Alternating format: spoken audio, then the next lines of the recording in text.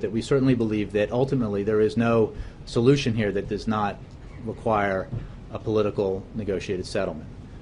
The fact that Assad has continued to barbarically attack his own people using means now that boggle the mind and violate international norms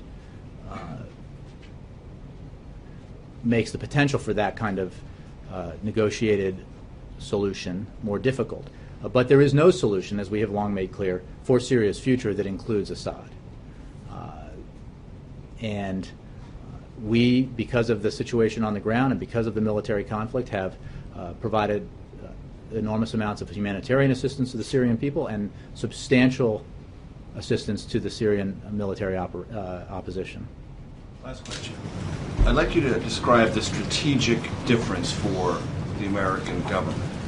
There have been countless women and children slaughtered in this civil war. There are at least 100,000 victims, maybe 120,000. There are various analysts writing today, look, if this is only about responding to a chemical weapons attack, what is the strategic difference for the United States between 200, I'm not trying to minimize, sure, but what's the difference between 300 casualties of one barbaric act of war and 300 others, or for that matter, 100,000? What takes this to a strategic level of importance that might envision U.S. military response? I think that's an excellent question, and I appreciate the opportunity to make clear what is distinct about this particular atrocity.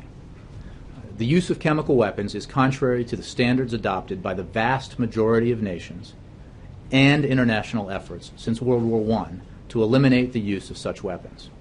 The international norm against the use of chemical weapons is fundamental to the interests of the United States and of the international community. The use of these weapons on a mass scale and the potential risk of proliferation is a threat to our national interests and a concern to the entire world.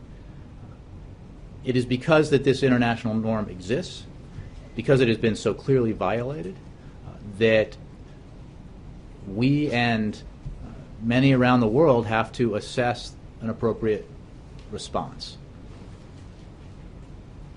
Without question, there is ongoing barbarity in Syria perpetrated by the Assad regime.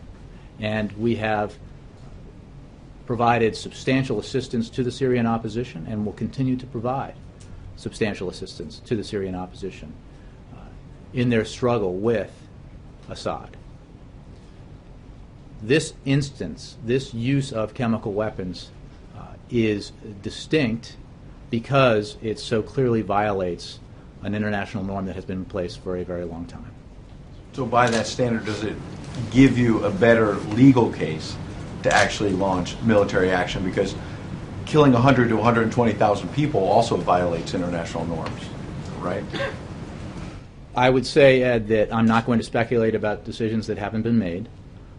I would simply say that, as I just mentioned, this international standard, this international norm, is something that has been adopted by a vast majority of nations. It reflects an effort that has been engaged in by the vast majority of nations since World War I, and for those who know their history, horrific use of chemical weapons in that conflict. And therefore it is a distinct problem that requires a response.